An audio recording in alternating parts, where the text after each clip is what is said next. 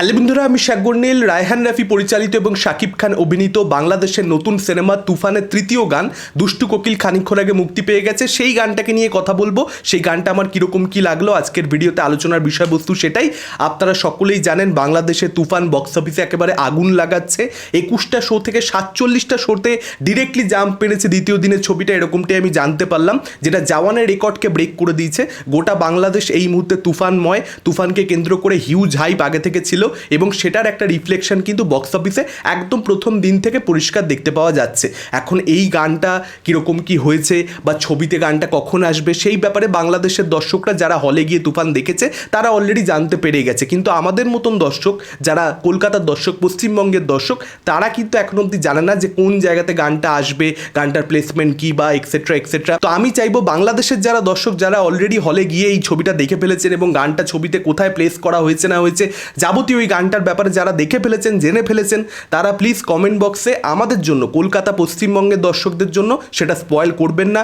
28 তারিখ তুফান ছবিটা মুক্তি পাচ্ছে, ততদিন এই গানটা, এই ছবিটা আমাদের জন্য সম্পূর্ণরূপে ফ্রেশ থাকতে দিন। ট্রেলারের মধ্যেই এই গানটার সামান্য একটু অংশ রাখা হয়েছিল এবং তখনই বুঝতে পেরেছিলাম যে এই গানটা দারুণ কিছু হতে চলেছে। মাসেসদের জন্য একটা আইটেম সং কাইন্ড অফ তৈরি করা হয়েছে এখানে মেকারদের পক্ষ থেকে এবং এই গানটার মধ্যে সেই ফানটা রয়েছে। দুষ্টু কোকিল গানের নামের মধ্যেই দুষ্টু রয়েছে এবং গানটা একটা দুষ্টু গানই হয়েছে।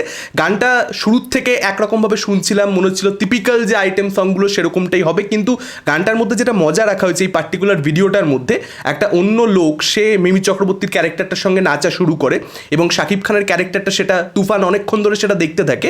একটা সময়ের পরে গুলি করে তাকে মেরে দেয়, জাস্ট কিছু না বলে গুলি করে তাকে মেরে দেয় এবং তারপর শাকিব খান নিজে এসে বন্দুক নিয়ে যেভাবে নাচা শুরু করে, ওই জায়গাটা হচ্ছে এই গোটা গানের ভিডিওটার মধ্যে বেস্ট পার্ট। এবং তুফান ওই লোকটাকে যখন মার্ডার করে দিচ্ছে তখন মিমি চক্রবর্তী এবং বাকিরা সবাই যেহেতু বাজানো বন্ধ করে দিয়েছে, গানটা হওয়া বন্ধ হয়ে গেছে, তখন তুফান বলছে যে গানটা বন্ধ হলো কেন, গানটা চালাও। তো এই ক্যারেক্টারটা যে সাইকোটিক নেচারটা, মানে ক্যারেক্টারটা কতটা ডেঞ্জারাস, কতটা ডেডলি, সেটা এই পার্টিকুলার ঘটনাটা থেকে একদম পরিষ্কার বুঝতে পারা যাচ্ছে।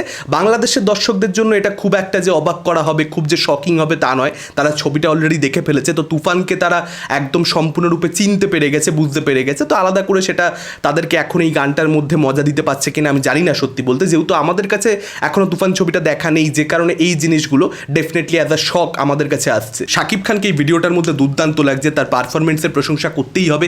একটা জায়গাতে সে চুপচাপ বসে রয়েছে, কিন্তু তার যেরকম ফেশিয়াল এক্সপ্রেশন, একটা গ্যাংস্টারের যে ধরনের মানে ক্যারেক্টারটা যেরকম পার্সোনালিটি, যে একটা ওয়েট থাকে, একটা ওজন থাকে, সেটাকে সে নিজের পারফরমেন্স দিয়ে, নিজের চোখের কাজ দিয়ে যেভাবে মেনটেন করেছে পুরো গানটা জুড়ে, সেটা দেখবার মতন। এবং গোটা ছবিটাতেই সে সেটা করেছে, এটা আশা রাখতেই পারি।